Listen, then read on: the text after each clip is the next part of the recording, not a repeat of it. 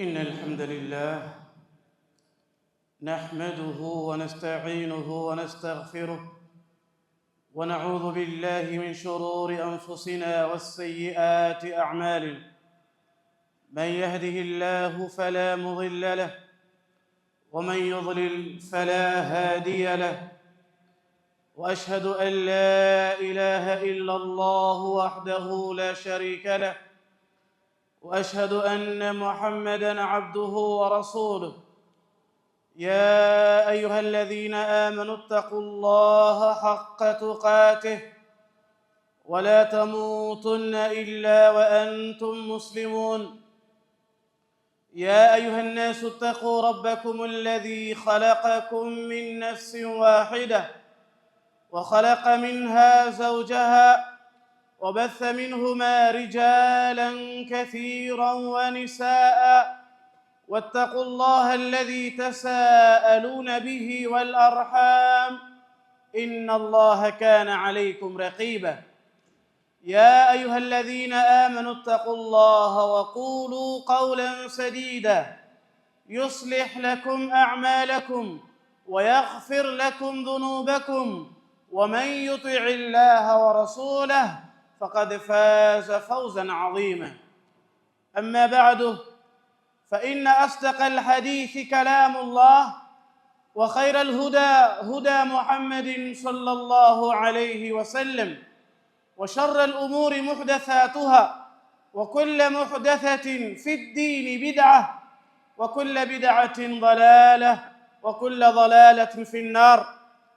عباد الله، أسباب الحصول إلى البركة، sababu za Muislamu kupata baraka kutoka kwa Allah subhanahu wa ta'ala. Albaraka iwe ni baraka ya umr, albaraka iwe ni baraka ya mali, albaraka iwe ni baraka ya mke, albaraka iwe ni baraka ya watoto. Muislamu katika maisha yake akimbilia kubarikiwa, apate baraka katika mambo yake yote ya khairi. Maana baraka hiya an-nama'u waz-ziyadatu was-sa'ada wa nahwi dhalik. Neno hili baraka ina maana ya nyongeza, ina maana ya ziada, ina maana ya furaha, as-sa'ada.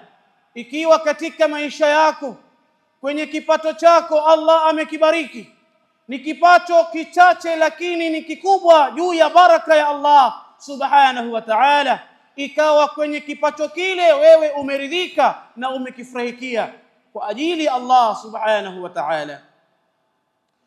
Waqala az-Zajjaj katika kuelezea tamko hili la baraka akasema, maana al-baraka al-kuthratu fi kulli dhi khair. Neno baraka ni kila wingi katika mambo ya khairi, ni kubarikiwa kwa wingi kwenye mambo mazuri, kwenye mambo ya khairi. Wa aqwalu ahli al-ilm katika kutilia mkazo haya maneno akasema, anna al-barakata hiya an-nama'u waz-ziyadatu min al-khair, kwamba tamko baraka hiya an-nama' ni nyongeza, waz-ziyada na kuzidishiwa, min alkhairi kutokamana na mambo ya khairi. Isiwe ni katika mambo ya shar ukakithirisha kufanya ya shar, kwa kuwa ndani yake pana baraka. Baraka haipatikani illa fi amali alkhair, isipokuwa katika matendo ya khairi. Jambo la baraka ni jambo ambalo kila Muislam analikimbilia awe nayo katika maisha yake, kwenye nyumba yake, kwenye mujtamaa wake, kwenye nchi yake. Mtume sallallahu alayhi wasallam alipokuwa ametoka Makka na kuenda Madina, alipopata nguvu katika mji wa Madina akarudi tena Makka kuftahi Makka, kama alivyosimulia katika hadithi alipokea al-Walid ibn Uqba radiyallahu anhu qala, لما فتح نبي الله صلى الله عليه وسلم alipofutahi Mtume Muhammad sallallahu alayhi wasallam Makkah, ja'ala ahlu Makkah, wakawa watu wa Makkah yaatunahu sibyanahum, wanampelekea Mtume sallallahu alayhi wasallam watoto wao, watoto wa watu wa Makkah, fayad'u lahum bil barakah, kwa lengo singine wanampelekea Mtume Muhammad sallallahu alayhi wasallam vijana wao kwa Mtume Muhammad, ili Mtume sallallahu alayhi wasallam awamiminie baraka, awapatie baraka. Wayamsahu ruusahum, kisha akawa Mtume sallallahu alayhi wasallam ni mwenye kuwapangusa vichwa vya watoto wa watu wa Makkah. Si lingine wanatafuta baraka ya Mtume Muhammad sallallahu alayhi wasallam. Mtume sallallahu alayhi wasallam alikuwa ni baraka katika maisha yake, kwa masahaba, kwa wake zake, bal kwa Waislamu umuman. Rasulullah sallallahu alayhi wasallam ilikuwa kwake ni baraka. Falidhalik alipoingia Makkah, bali aliporudi Makkah kuftahi Makkah, furaha waliokuwa nao watu wa Makkah, wakapeleka watoto wao ili watoto wale wawe ni wenye kubarikiwa na Mtume Muhammad sallallahu alayhi wasallam. Asbabul baraka, sababu za Muislamu inayompelekea yeye kupata baraka katika maisha yake. Awalan, taqwa Allah azza wa jalla, ni kumwogopa Allah subhanahu wa ta'ala. Ukimwogopa Allah subhanahu wa ta'ala utapata baraka. يقول الله سبحانه وتعالى: ولو أن أهل القرى آمنوا واتقوا لفتحنا عليهم بركات من السماء والأرض. kupitia uchamungu, taqwa Allah azza wa jalla ndiyo sababu kubwa pekee ambayo inapelekea kwa mwanadamu Muislamu kupata baraka ya Allah subhanahu wa ta'ala. Ndipo Allah subhanahu wa ta'ala akasema katika Qur'an: walau anna ahla alqura, law watu wa vitongoji, watu wa miji, amanu, kwanza wakawa na imani ya kumwamini Allah, wattaqau, wakamwogopa.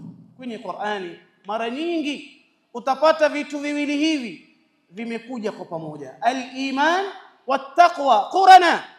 Imani na taqwa ni mandugu, zimeshikana pamoja.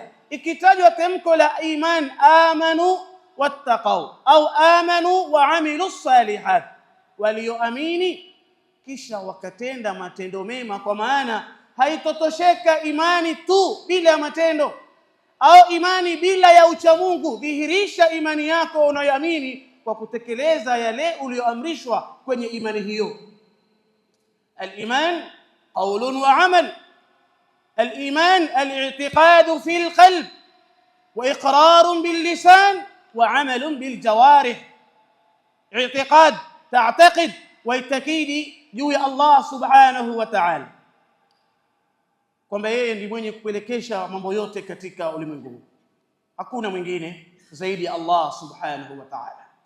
Ukawa na uchamungu katika matendo yako, ibada zako wamfanyia yeye Allah subhanahu wa ta'ala. Wama umiru illa liya'budu Allah mukhlisina lahu ad-din. Kisha ukawa mwenye kutemka juu ya imani ile, ikiwa ni imani ya Uislamu, imani ya kalimatu tauhid, la ilaha illa Allah Muhammadur Rasulullah. Madha baqi? Al-amalu bil jawarih wa amilu salihat, wakatenda matendo mema, wakatekeleza juu ya ile imani waliyomwamini Allah subhanahu wa ta'ala. Falidhalik Allah subhanahu wa ta'ala yaqul: walau anna ahla al-qura amanu wattaqaw, النتيجة لفتحنا عليهم بركات من السماء والأرض. tutawafungulia wao baraka kutoka mbinguni na baraka kutoka kwenye ardhi. Barakati min as-samaa al-matar, Allah atatuletea mvua ya khairi yenye baraka, yenye kuingia katika ardhi na kuleta mazao, mimea, makulima. Ikawa ni faida kwa Muislamu kwenye kumwogopa kwake Allah subhanahu wa ta'ala, na kurudi nyuma na kutubia kwa Allah subhanahu wa ta'ala na kumwogopa Allah haki ya kumwogopa, ili natija tupate kufikia. Fatahna alaihim barakatin minas samai wal ard, tutawafungulia wao, tutawapatia wao, tutawamiminia wao baraka kutoka mbinguni na ardhi. Sababu ya pili miongoni mwa sababu za Muislamu kupata baraka ya Allah subhanahu wa ta'ala, kubarikiwa katika mambo yake mazuri, mambo yake ya khairi, silatul rahimi min asbabil baraka, kuunganisha kizazi, kushikanisha kizazi ni miongoni mwa Muislamu kubarikiwa. Ubarikiwe umri wako, ubarikiwe maisha yako, ibarikiwe kipato chako, riziki yako. Haya yote yanapatikana katika wewe kuunganisha kizazi chako. Kama fi sahihain anna an-nabiy sallallahu alayhi wasallam qala man sarrahu an yubsata lahu fi rizqihi wa yunsa lahu fi atharihi falyasil rahimahu. Mtume sallallahu alayhi wasallam atusisitiza na kutuhamasisha katika jambo zima la Waislamu kushikanisha kizazi chao na kutokikata kizazi. Faida na baraka itakayopatikana katika kuunganisha kizazi ni kupitia hadithi ya Mtume Muhammad sallallahu alayhi wasallam iliyopo kwa Bukhari na Muslim. Yaqulu sallallahu alayhi wasallam man sarrahu an yubsata lahu fi rizqi, yote yule anayependa, yote yule atakayependa akunjuliwe riziki yake iwe kubwa, riziki yake iwe pana. Wa yunsa lahu fi athari ay yuakhkhara lahu ajaluhu, awe atacheleweshewa kwenye kufa kwake, awe na umri mrefu, umri wa khairi. Kama ilivyokuja katika hadith kwamba umri wa mwanadamu ni miaka 60 na miaka 70, wala hili halitondoka katika kauli yake Mtume Muhammad sallallahu alaihi wasallam, bali umri utaongezeka kupitia taufiki ya Allah kwa yule ambaye yuko karibu na watu wake, awatendea khairi watu wake, anawaangalia watu wake, anawasaidia watu wake. Usiwe wewe ni mzuri nje, wasifika nje, khairi zako zote watekeleza nje, wakati watu wako wa nyumbani ni watu waomba, wakati watu wako wa nyumbani hawajui wamekula nini asubuhi, wala wamekula nini mchana, wala wamekula nini usiku. Na ndani ya nyumba pana mtu ambaye ana uwezo, lakini uwezo wake asaidia nje. Ndugu anasomesha watoto wa watu nje, watoto wa ndugu yake, watoto wa karibu yake wamebaki nyumbani, hawajui la kufanya. Wapelekwa shule wanaregeshwa, pelekwa shule wanarudishwa kwa sababu ya fees. Lakini utapata habari kwamba ndugu fulani katika ndugu yule ambaye watoto wake wanafukuzwa kwa nyumbani ana mchango mkubwa nje katika kusaidia watu. Falidhalik, ili uyapate khairi za nje, fabda biman ta'un, anza na watu wako wa karibu, watu wako unaoangalia, watu wako ambao wanakutegemea. Wayunsa lahu fi atharihi falyasil rahimah, aunganishe kizazi. Ukitaka riziki yako iwe pana, riziki yako iwe nzuri, riziki yako ina baraka, na umri wako ucheleweshwe baina miaka 60 70 ufikie miaka 80 miaka 90 miaka 100, basi hakuna lingine isipokuwa ni wewe kuunganisha kizazi. Akasema fa idha kana Allah jalla wa ala ja'ala silata ar-rahim min asbab si'ati ar-rizqi wal baraka, fa kayfa bi birri al-walidayn. Ikiwa Allah subhanahu wa ta'ala amejalia kuunganisha kizazi, wewe na ndugu yako, wewe na dada yako, wewe na watoto wa ammi yako, watoto wa khalati yako, watoto wa shangazi yako, ukawa wewe waunganisha kizazi chao, watafuta khairi, basi kheri ya kwanza, unganisha kizazi kwa wazazi wako, watendee wema wazazi wako kwanza kabla hayajatangulia haya mengine. Ndio kasema ikiwa Allah subhanahu wa ta'ala ameshikanisha jambo zima la kizazi kwamba ni jambo lenye kukunjua riziki yako, umri wako, maisha yako yawe mazuri, fakaifa bibirri alwalidain, vipi katika wewe kuwatendea wema wazazi wako wawili, ili ni bora zaidi, mimbabi aula.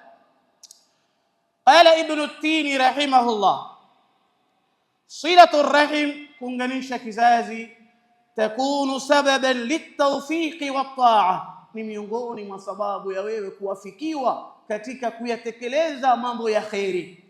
Hauwi ni mtu wa taswif, mtu wa kuchelewa, maadamu wewe waunganisha kizazi, uko karibu na watu wako, Allah huleta tawfik katika wewe kuyatendea mambo, kuyatekeleza mambo ya khairi, wat-ta'a, na katika kumtii Allah subhanahu wa ta'ala. Wakadhalika wasiyanatu anil ma'siyah, katika silatu rahim Allah hukulinda na kukukinga katika wewe kuepushwa mbali na maasi ya kumwasi Allah subhanahu wa ta'ala. Hauwezi kuwa wewe ni mtu mwenye kumwasi Allah subhanahu wa ta'ala wakati Allah tayari amekulinda, amekukinga, amekupenda na ameingiza mahaba yake kwa watu wako wa karibu, kwa kuwa wewe unatekeleza mahitaji yao. Ndipo maana Allah subhanahu wa ta'ala akatusisitiza zaidi, akatuambia wa ulul arhami ba'dhum awla bi ba'd. Wa ulul arham, yani kushikanisha kizazi, watu wa karibu, baadhi yao kwa baadhi nyingine ni aula, ni bora zaidi. Nyingine min asbab alhusul ila arrizq kathratu alistighfar wat-tauba, kukithirisha kuleta istighfari kwa wingi na kutubia kwa Allah subhanahu wa ta'ala. Hii ni sababu ya wewe mwanadamu muislam kupata baraka kwa Allah subhanahu wa ta'ala. Na miongoni mwa sababu ya istighfari wa tauba, ay sababun linuzuli al-matar, ni sababu ya kuteremsha mvua, wa ziyadatu al-amwal, na kuzidishiwa mali, wal banuna, na watoto. Haya tumeyapata wapi? Tumeyapata katika aya kwenye suratu Nuh, Allah subhanahu wa ta'ala aliposema faqultu istaghfiru rabbakum. Hikaya amelezea Nabii Allah Nuh alayhi salatu wassalam, ili aambie watu wake. Nabii Allah Nuh akasema faqultu, nikasema, istaghfiru rabbakum, mtakeni msamaha mola wenu, leteni istighfari kwa Allah subhanahu wa ta'ala. Innahu kana ghaffara, hakika Allah subhanahu wa ta'ala ni mwingi wa kusamehe. Hakuna anayesamehe madhambi yako, makosa yako, kwa maasi uliyoyafanya. Wataka kusamehewa, kufutiwa dhambi zako, rudi nyuma kwa Allah subhanahu wa ta'ala. Innahu kana ghaffara. Mmoja katika watu wema, ikiwa ni Ibrahim ibn Adham, aliendewa na watu tofauti tofauti, kila mmoja ana mashakili yake, kila mmoja ana matatizo yake. Huyu ana njaa, mwingine hajapata watoto, mwingine shamba lake halina mazao. Alipokwenda kule kwa Ibrahim ibn Adham, akaambiwa, akawa nasomea aya hii, leteni istighfar, leta istighfar, leta istighfar. Paka mmoja akamwambia, ya Sheikh, sote tumekuja kwa matatizo mbalimbali, na kila mmoja wetu umemwambia alete istighfar. Mimi na shida zangu na huyu ana shida zake. Akawaambia, alam tasma'u qawla Allah ta'ala yaqul faqultu astaghfiru rabbakum innahu kana ghaffara yursilis samaa'a 'alaykum midrara wa yumdidukum bi amwalin wa banin ويجعل لكم جنات ويجعل لكم أنهارا ما لكم لا ترجون لله وقارا. Aya pekee yenye kutusaidia katika shida zetu, katika matatizo yetu. Mtakeni Allah msamaha, muombeni Allah msamaha. tubieni kwa Allah haki ya kutubia. Hakika yeye Allah ni mwingi wa kusamehe waja wake katika zallati zao na makosa yao na maasi zao. Natija ya istighfar, Allah huteremsha mvua kwa wingi, midraran bikuthra, wayumdidukum biamwalin, kisha Allah huwakithirisheni nyinyi na kuongezea nyinyi mali yenu mlionayo. Yani mali ulionayo, kile mali ambao unayo kichache, Allah huongezea na kutilia baraka ndani yake. Wabanin, na watoto. Aliye na mtoto mmoja akawa analeta istighfar, Allah humuongezea. Yule ambaye hana kabisa, Allah humuongezea. Biamwali wa banin. Natija yote yapatikana kupitia aya hii, faqultu astaghfiru rabbakum innahu kana ghafara. barakallahu li wa lakum bil Qur'anil azim wa nafa'ani bima fihi min al ayati wadh dhikril hakim. واستغفر الله إنه هو الغفور الرحيم وهو البر الكريم.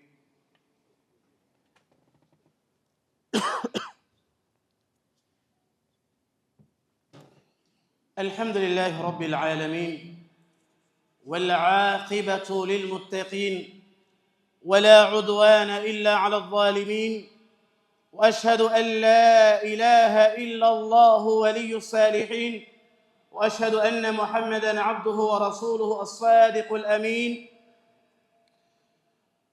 من أسباب الحصول إلى البركة التوكل الحقيقي على الله سبحانه وتعالى.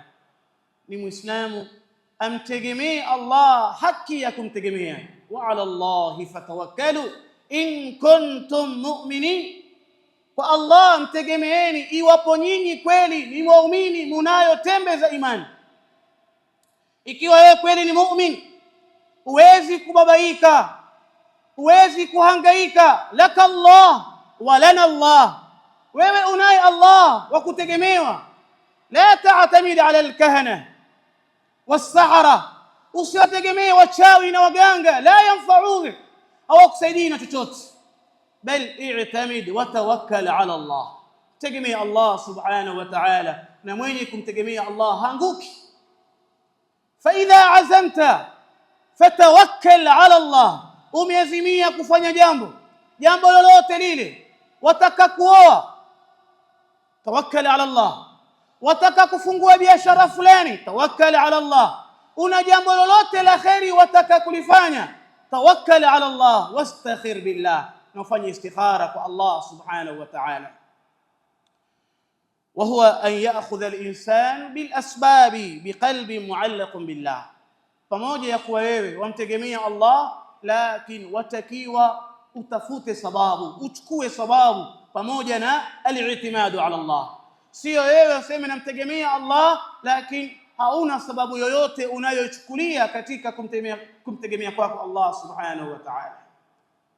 Kwa maana hiyo Muislam atakiwa ni mwenye na kuwa na juhudi katika matendo yake, katika ibada zake, katika kazi yake.